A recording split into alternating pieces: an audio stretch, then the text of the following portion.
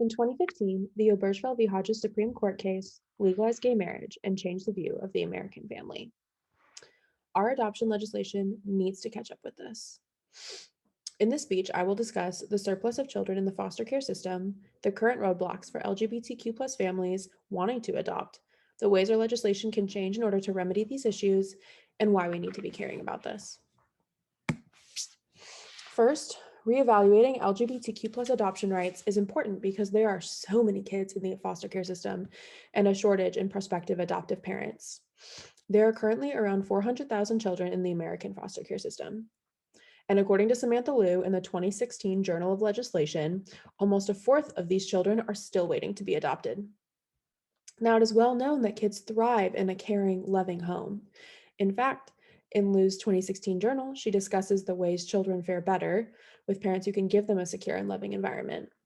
So, why is it that so many kids are waiting to go to home to their forever family?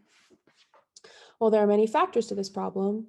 One in particular is the gatekeeping of adoptable children by private adoption agencies and society's standards of what a family looks like. Although Americans have grown increasingly more accepting of same sex couples and same sex couple adoptions, there are still several obstacles LGBTQ plus couples face when it comes to adoption and becoming parents. One of the obstacles same sex couples face in their adoption journeys are the private agencies and their ability to reject same sex couples purely on discrimination of sexual orientation. This kind of discrimination makes it so much more difficult for same sex couples to adopt, both in the United States and internationally. According to Abby Goldberg in the 2019 Children and Youth Services Review, there is even significant evidence that same sex couples inquiring on adoption have felt pressured to take, quote, more difficult or less desirable children, end quote, because the parents themselves are deemed to be undesirable by the agency. These kinds of obstacles, among others, are a few of the reasons why it would be advantageous to shift adoption legislation toward focusing on the merit of each case in order to benefit the children.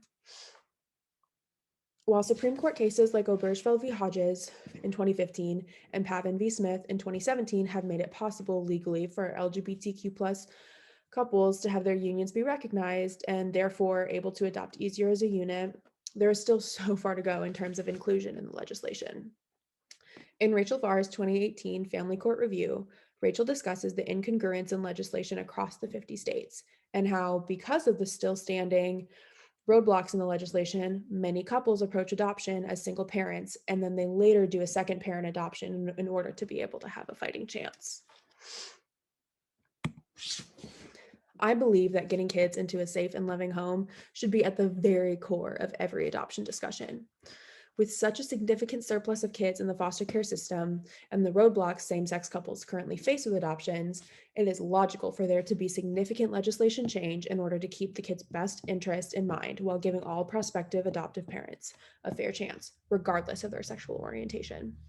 Now, this is an important topic for our class for many reasons. Our generation has taken public issues head on and decided to fight.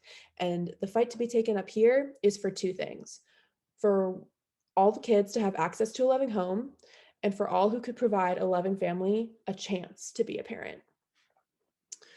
I invite you to spend the rest of this semester with me dissecting and analyzing the United States adoption rights laws and legislation and how that impacts kids in the foster care system, the LGBTQ plus community, and our lives and our futures.